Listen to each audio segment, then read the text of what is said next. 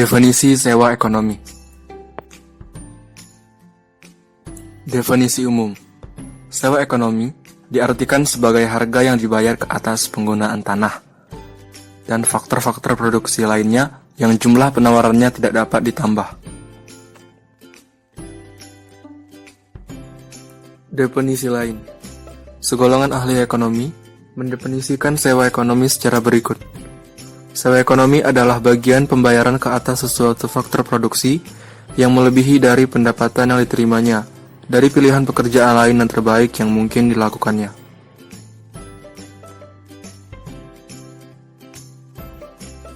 Tanah dan sewa ekonomi.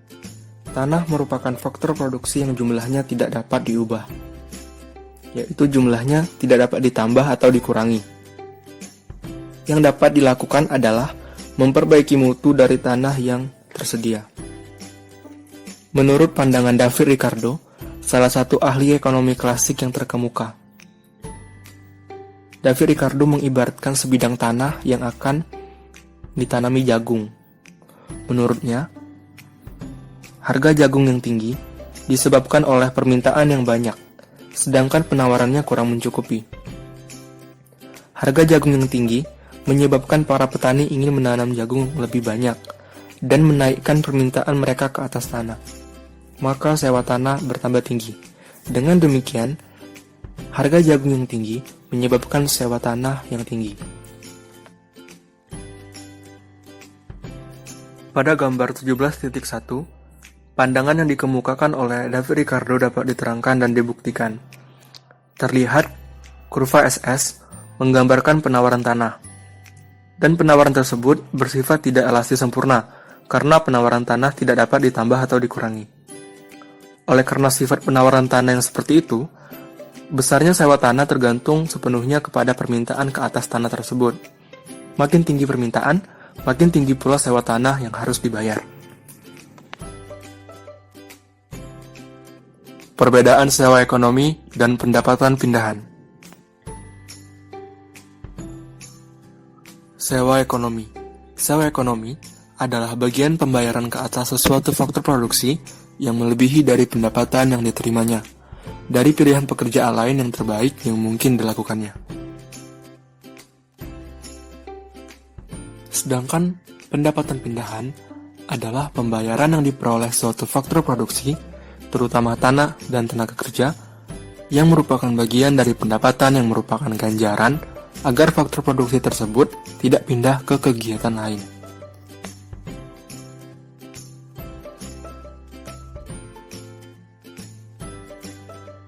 Sewa tanah adalah suatu surplus. Dipandang dari sudut penawarannya, tanah adalah sangat berbeda dengan faktor-faktor produksi yang lainnya. Tanah merupakan satu-satunya faktor produksi yang tidak dapat berubah penawarannya. Tenaga kerja akan selalu bertambah, begitu juga dengan modal dan keahlian keusahaan. Juga dibandingkan harta tetap lainnya, seperti misalnya rumah, bangunan pertokoan, bangunan perkantoran, terdapat perbedaan yang dijelaskan tersebut.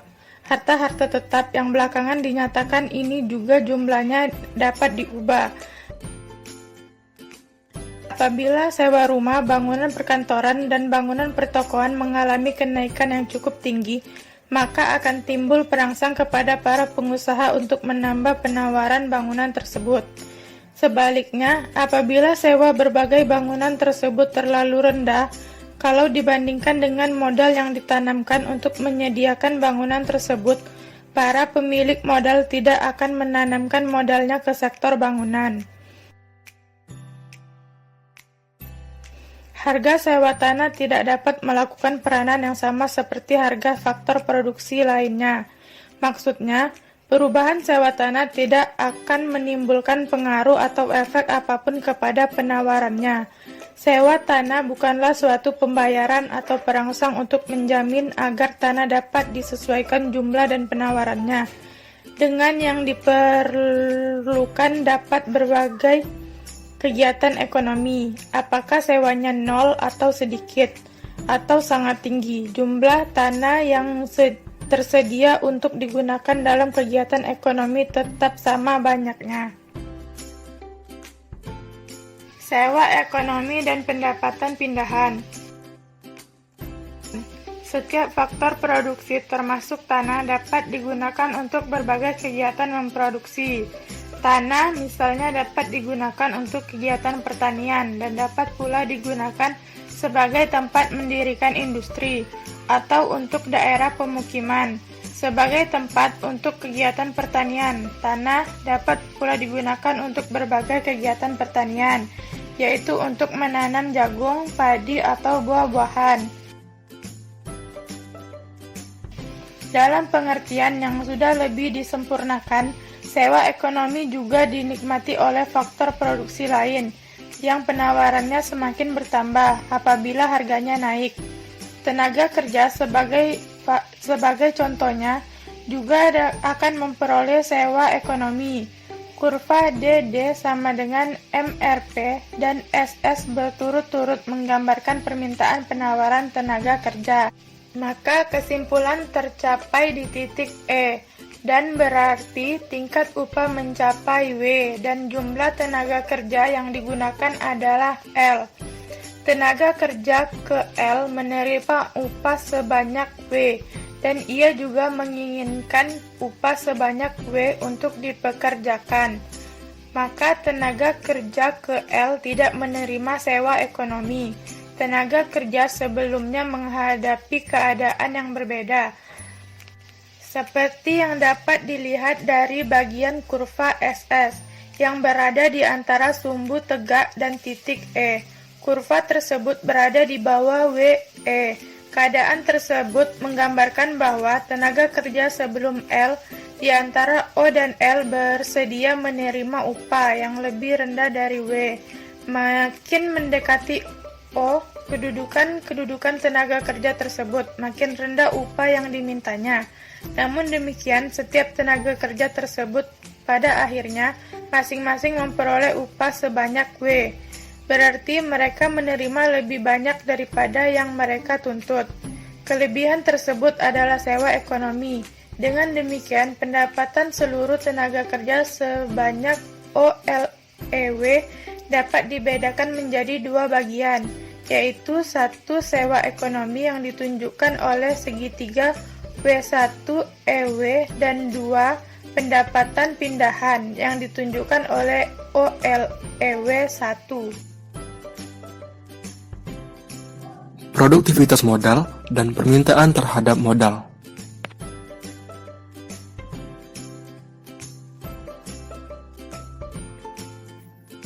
Peranan modal dalam perekonomian. Yang pertama, modal mempengaruhi modernisasi perekonomian. Dalam perekonomian modern, barang modal sangat diperlukan. Modernisasi perekonomian tidak akan berlaku tanpa barang modal yang kompleks dan sangat tinggi produktivitasnya. Bahkan, dalam perekonomian yang sangat primitif sekalipun, modal sangat diperlukan. Yang kedua, investasi atau penanaman modal. Investasi adalah pengeluaran sektor perusahaan untuk membeli barang-barang modal yang baru, yang lebih modern, atau untuk menggantikan barang-barang modal yang lama yang sudah tidak digunakan lagi atau yang sudah usang. Produktivitas modal dihitung dengan cara menentukan besarnya pendapatan rata-rata tahunan neto, yaitu setelah dikurangi dengan penyusutan modal yang digunakan, dan dinyatakan sebagai presentasi dari modal yang ditanamkan. Menentukan tingkat pengembalian modal. Dalam menentukan tingkat pengembalian modal, dihitung dengan menggunakan rumus berikut, yang tertera pada gambar di atas, di mana nilai investasi menunjukkan besarnya investasi yang dilakukan oleh perusahaan untuk mewujudkan suatu barang modal tertentu. Misal, barang modal itu adalah pabrik tenun.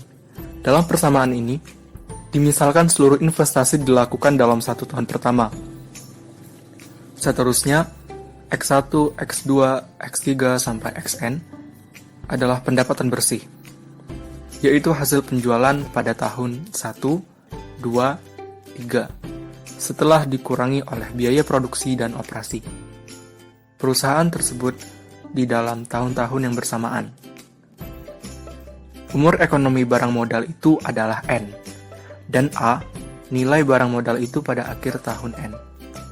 Nilai R yang dinyatakan dalam persen adalah tingkat pengembalian modal perusahaan tersebut. Perusahaan akan dapat mengetahui nilai investasi yang dilakukannya, dan di samping itu, dapat meramalkan X1, X2, X3, sampai Xn dan A. Dengan demikian, nilai R dapat dihitung. Ia dinyatakan sebagai presentasi dari nilai investasi. Permintaan terhadap dana modal. Secara grafik, permintaan ke atas dana modal adalah seperti yang ditunjukkan dalam gambar 17.3 berikut. Kurva DM menggambarkan permintaan ke atas dana modal. Kurva tersebut menunjukkan keterkaitan antara tingkat pengembalian modal dengan setiap unit pertambahan barang modal yang dilakukan. Kurva tersebut menurun dari kiri atas ke kanan bawah, karena pada permulaannya investasi akan dilakukan untuk mengembangkan proyek-proyek yang tingkat pengembalian modalnya tinggi, dan kemudian diikuti oleh proyek-proyek yang lebih rendah tingkat pengembalian modalnya. Sampai di mana perusahaan-perusahaan akan meminta dana modal tergantung kepada suku bunga yang berlaku dalam perekonomian. Misalkan, suku bunga adalah 10%. Pada suku bunga ini, adalah tidak menguntungkan kepada perusahaan untuk melakukan investasi yang tingkat pengembalian modalnya adalah di bawah 10%, karena keuntungan yang diperolehnya tidak dapat membayar bunga ke atas dana modal yang dipinjamnya. Dengan demikian, pada suku bunga sebesar 10%, para pengusaha akan mengembangkan proyek-proyek yang tingkat pengembalian modalnya setidak-tidaknya sama dengan suku bunga. Ini berarti, apabila suku bunga adalah 10%, investasi yang dilakukan adalah sebanyak I0. Tetapi, kalau suku bunga adalah 6%, lebih banyak investasi yang akan dilakukan, yaitu sebanyak I1.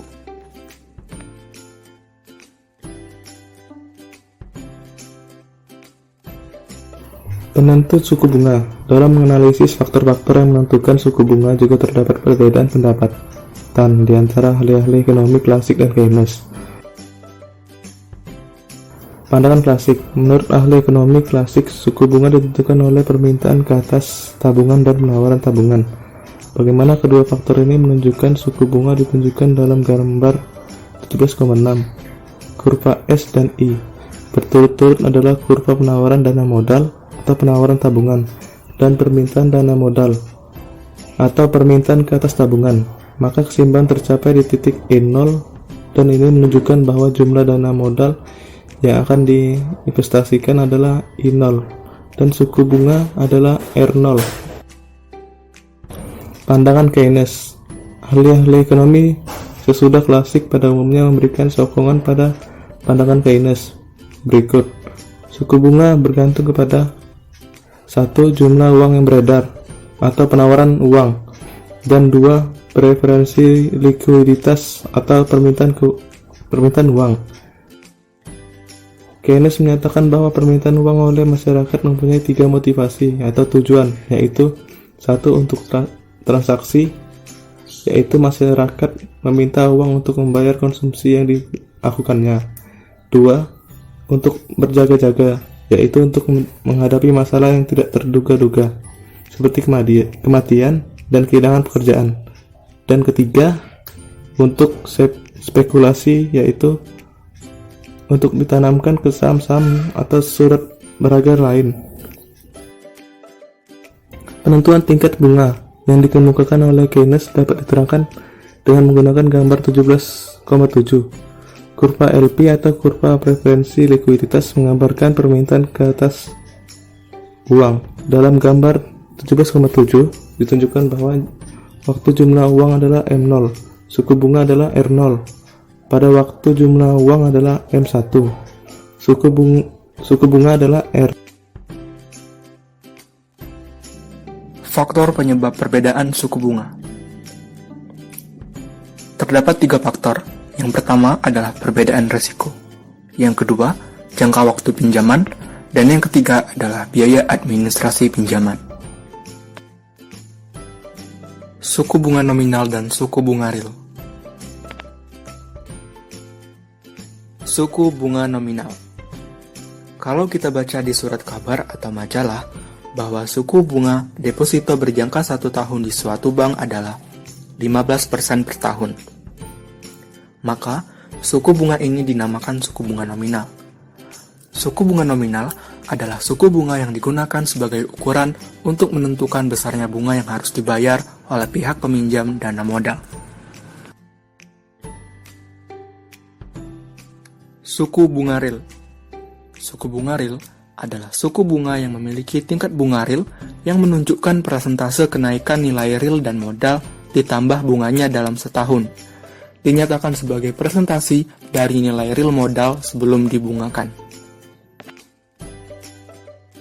Keuntungan pendapatan para pengusaha.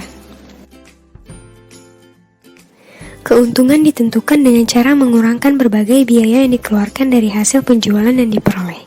Biaya yang dikeluarkan meliputi pengeluaran untuk bahan mentah, pembayaran upah, pembayaran bunga, sewa tanah, dan penghapusan.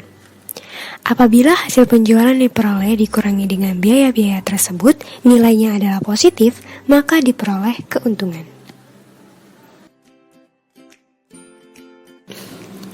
Teori ekonomi keuntungan ditinjau dari sudut pandangan perusahaan atau pembukuan perusahaan. Keuntungan adalah perbedaan nilai uang dari hasil penjualan yang diperoleh dari seluruh biaya yang dikeluarkan. Dalam teori ekonomi, definisi itu dipandang terlalu luas karena tidak mempertimbangkan biaya tersembunyi. Biaya tersembunyi yaitu biaya produksi yang tidak dibayar dengan uang tetapi perlu dipandang sebagai bagian dari biaya produksi. Pengeluaran tersebut atau biaya tersembunyi meliputi pendapatan yang seharusnya dibayarkan kepada para pengusaha yang menjalankan sendiri perusahaannya, tanah dan modal sendiri yang digunakan, dan bangunan dan peralatan pabrik yang dimiliki sendiri. Keuntungan menurut pandangan pembukuan apabila dikurangi lebih lanjut oleh biaya tersembunyi akan menghasilkan keuntungan ekonomi atau keuntungan murni. Dalam teori ekonomi, kalau dinyatakan keuntungan, yang dimaksudkan adalah keuntungan ekonomi. Sumber keuntungan ekonomi, keahlian keusahawanan. Keuntungan merupakan pembayaran kepada keahlian keusahawanan yang disediakan oleh para pengusaha. Keahlian keusahawanan tersebut akan digunakan para pengusaha di dalam membuat keputusan-keputusan berikut. 1. Menentukan barang apa yang perlu diproduksikan dan dijual ke pasar, dan berapa banyaknya. Dan yang kedua, menentukan cara memproduksi yang terbaik dan kombinasi faktor-faktor produksi yang paling efisien dalam memproduksikan barang tersebut. Dengan demikian, pada pokoknya, dengan menggunakan keahlian keusahawanan yang dimilikinya, fungsi para pengusaha dalam proses produksi adalah menentukan cara yang paling efisien di dalam menyediakan barang yang dibutuhkan masyarakat. Apabila usaha mereka berhasil, mereka akan dapat memperoleh balas jasa dari jerih payahnya dalam bentuk keuntungan ekonomi atau keuntungan murni. Ada kalanya, usaha mereka mengalami kegagalan, yaitu apabila mereka memperoleh keuntungan ekonomi yang negatif, suatu keadaan di mana hasil penjualan tidak dapat menutupi seluruh biaya, termasuk biaya tersembunyi yang dikeluarkan. Berikut pendapatan yang diperoleh para pengusaha sebagai pembayaran dari melakukan kegiatan. Yang pertama, menghadapi resiko ketidakpastian di masa yang akan datang. Yang kedua, melakukan inovasi atau pembaruan di dalam berbagai kegiatan ekonomi. Dan yang ketiga, mewujudkan kekuasaan monopoli di dalam pasar. Keuntungan adalah pembayaran terhadap risiko. Mengapakah mendirikan perusahaan tidak selalu menguntungkan? Kegiatan perusahaan bukan saja untuk memenuhi permintaan pasar di masa sekarang, tetapi juga permintaan pasar di masa yang akan datang. Dalam perekonomian, tidaklah mudah untuk menentukan keadaan yang terjadi di masa yang akan datang. Yang dapat dilakukan para pengusaha hanyalah membuat ramalan tentang keadaan yang akan wujud di masa depan. Dalam membuat ramalan, para pengusaha menghadapi resiko ketidaktepatan ramalannya. Sebagai akibat ramalannya yang salah, pengusaha mengalami kerugian. Akan tetapi, kalau ramalannya tepat, maka ia akan mendapatkan keuntungan. Pembayaran untuk kegiatan inovasi. Kegiatan perusahaan untuk melakukan inovasi yaitu mengadakan pembaruan dalam manajemen, pemasaran, dan teknik memproduksi memegang peranan penting di dalam menjamin kesuksesan usaha tersebut. Dengan melakukan inovasi, teknik memproduksi yang baru dapat diperkenalkan, mutu produksi yang dapat diperbaiki, biaya produksi diturunkan lebih lanjut, dan barang baru diperkenalkan.